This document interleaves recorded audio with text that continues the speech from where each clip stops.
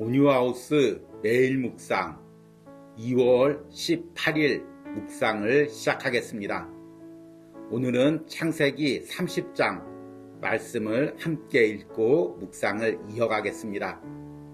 오늘 묵상의 제목은 깨어진 가정을 만지시는 하나님의 손길입니다.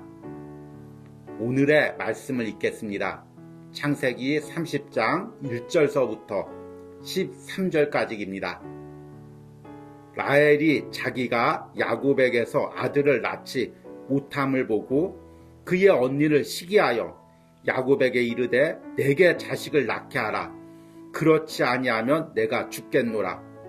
야곱이 라헬에게 성을 내어 이르되 그대를 임신하지 못하게 하시는 이는 하나님이시니 내가 하나님을 대신하겠느냐.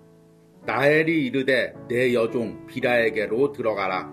그가 아들을 낳아 내 무릎에 두리니 그러면 나도 그로 말미암아 자식을 얻겠노라 하고 그의 시녀 비라를 남편에게 아내로 주매 야곱이 그에게로 들어갔더니 비라가 임신하여 야곱에게 아들을 낳은지라.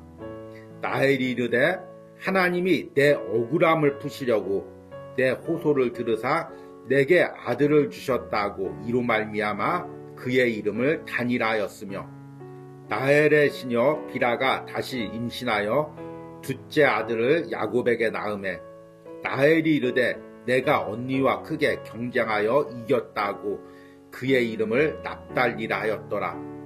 레아가 자기의 출산이 멈춤을 보고 그의 시녀 실바를 데려다가 야곱에게 주어 아내로 삼게 하였더니 레아의 시녀 실바가 야곱에게서 아들을 낳음에 레아가 이르되 복되도다 하고 그의 이름을 가시라 하였으며 레아의 시녀 실바가 둘째 아들을 야곱에게 낳음에 레아가 이르되 기쁘도다 모든 딸들이 나를 기쁜 자라 하리로다 하고 그의 이름을 아셀이라 하였더라. 아멘. 오늘의 묵상입니다. 우리는 얼마 전까지 지독한 코로나 팬데믹 상황을 경험했습니다. 이 과정에서 우리는 바이러스가 얼마나 빠르고 집요하게 사람들 사이에서 전염되는지를 보았습니다. 그런데 이런 바이러스처럼 우리들 사이에서 빠르고 집요하게 전염되는 것이 있습니다. 바로 개인이 가지고 있는 상처입니다. 특히 이 상처는 바이러스처럼 가까운 사이, 가정이나 공동체 안에서 더 급속하고 치명적으로 전염이 됩니다. 아버지나 어머니의 상처가 자녀들에게 물려지고 부부 사이에도 서로의 상처로 인해 더 큰 상처를 입히기도 합니다. 창세기 30장은 야곱이 레아와 라헬뿐만 아니라 그녀들의 여종인 실바와 비라를 통해서도 자녀를 낳고 가정을 이루는 내용이 나와 있습니다.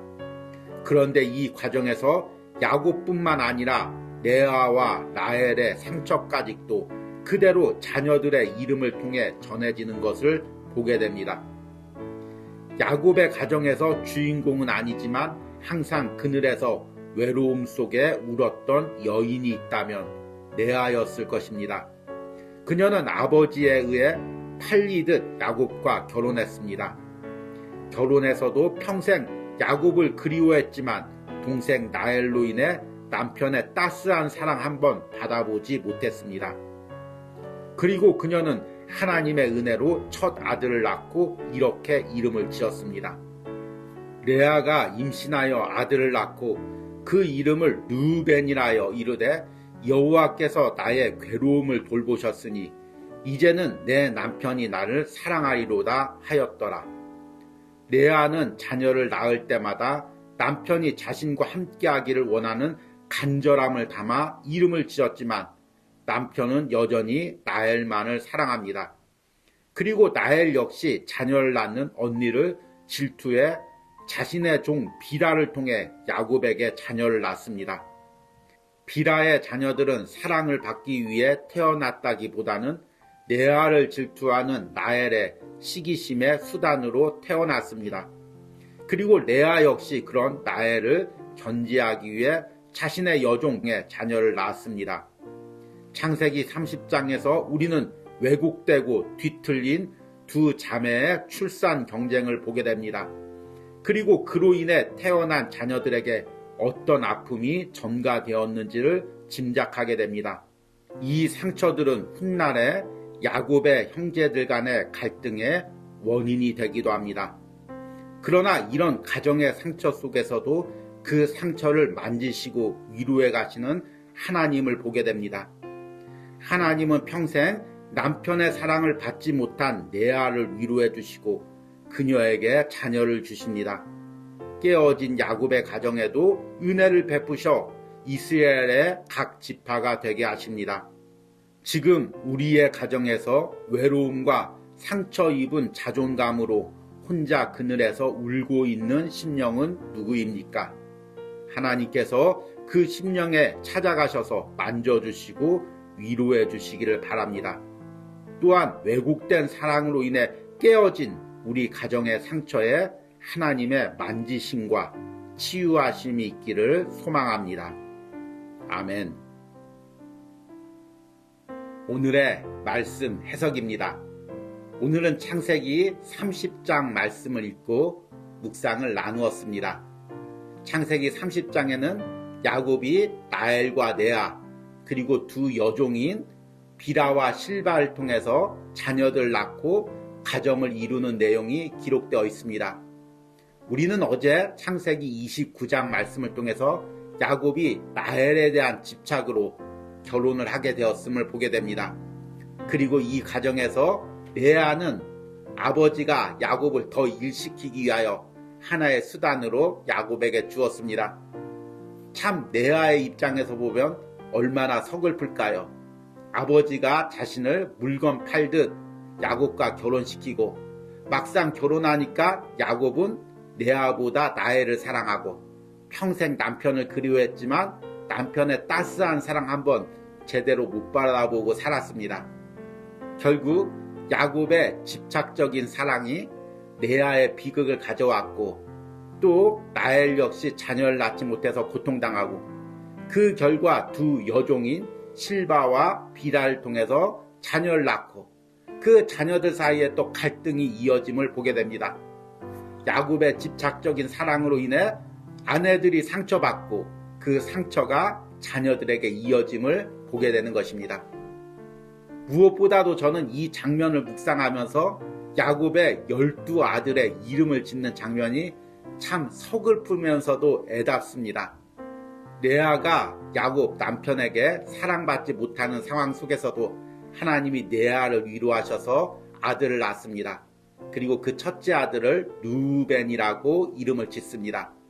르우벤이란 이름은 보라 아들이로다 이 의미입니다. 레아의 모든 결혼 생활의 슬픔과 아픔이 담겨져 있죠. 아버지에게도 소중히 여김을 받지 못하고 남편에게도 사랑받지 못하고 동생에게 무시당한 그녀가 아들을 낳고 보라 아들이로다. 내가 남편과 사이에 아들을 낳았습니다. 아버지에게도 야곱에게도 보여주고자 하는 그 마음이 담겨져 있습니다. 그리고 그 뒤에 레아가 이렇게 이야기합니다. 내가 아들을 낳았으니 이제는 남편이 나를 사랑하리로다. 이렇게 고백합니다. 얼마나 남편의 사랑이 간절했겠습니까? 이제 아들을 낳았으니 나를 사랑해 주겠지. 그런데 여전히 남편은 동생 라헬만을 바라봅니다. 자녀를 낳으면서 그녀의 아픔이 이름에 다 새겨집니다. 레아가 낳은 셋째 아들 레위의 이름은 또 연합하리로다 이 의미입니다. 내가 셋째까지 낳았으니 이제 남편이 나와 연합하리라. 이런 간절한 마음이 담겨져 있습니다.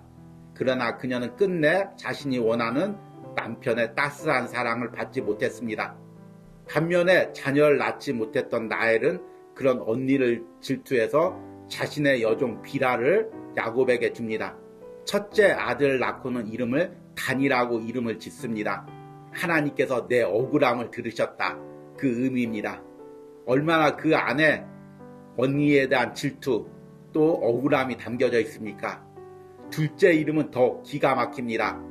납달리라고 이름을 지었습니다. 내가 언니와 경쟁해서 이겼도다.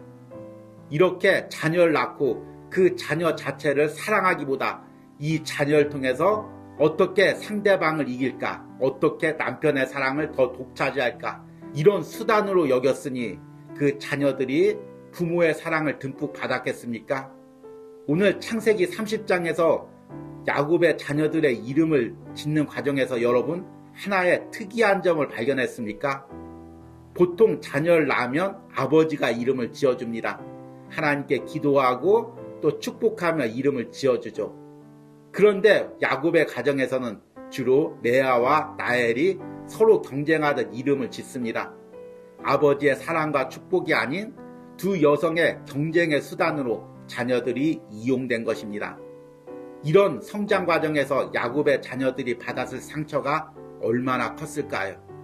야곱 개인의 상처가 레아와 라헬에게 이어지고, 레아와 라헬의 상처가 빌하와 실바에게 이어지고, 빌하와 실바의 상처가 또 그 자녀들에게 이어지는 상처의 악순환을 보게 됩니다.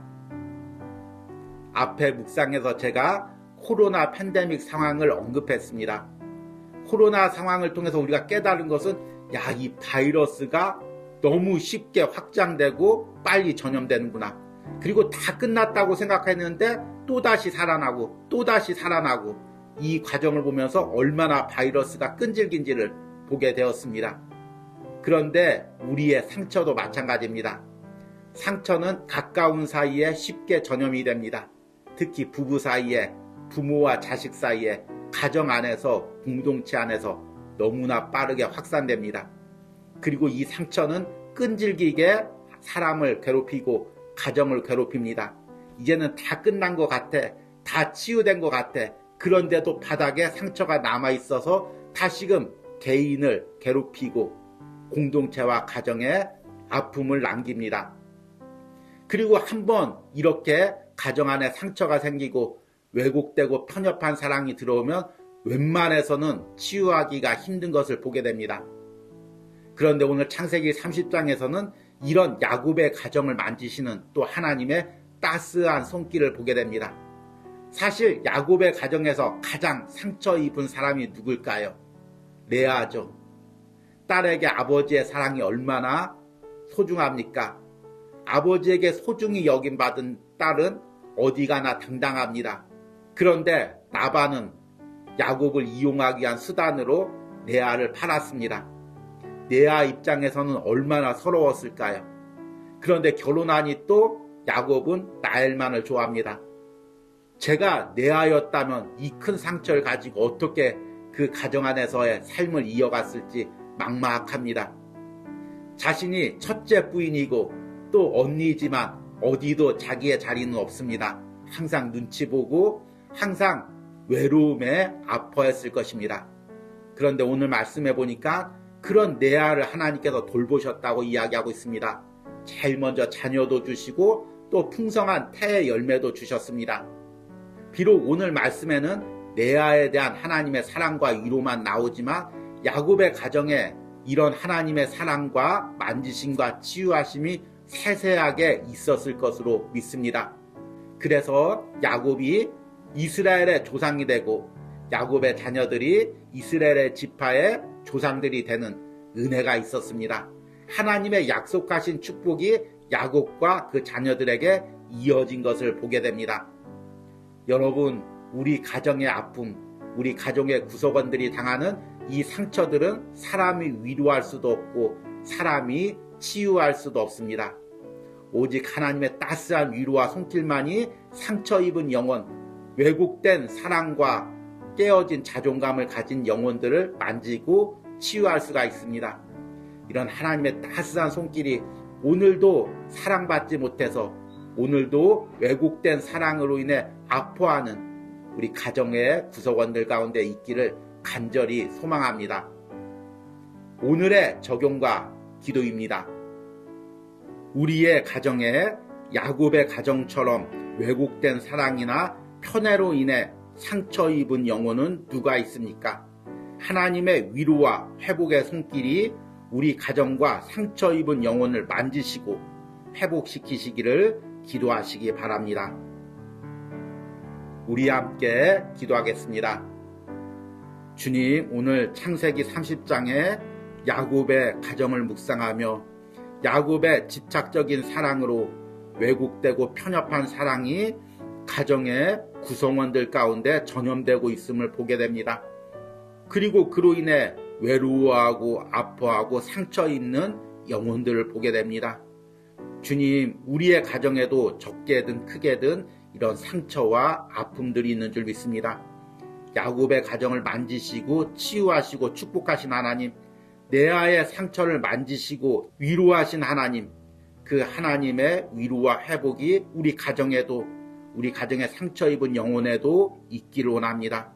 사람이 만질 수가 없습니다. 사람이 위로할 수 없습니다. 사람이 회복시킬 수가 없습니다. 하나님의 따스한 위로와 회복이 그 상처 입은 영혼을 돌보시고 회복시켜 주시고 우리 가정에 깨어지고 상처 입은 부분들을 만져주시고 회복시켜 주시옵소서. 이런 은혜가 오늘 온유하우스 매일 묵상에 동참하는 심령들과 그 가족의 구성원들 가운데 있기를 간절히 기도합니다. 예수님의 이름으로 기도했습니다. 아멘.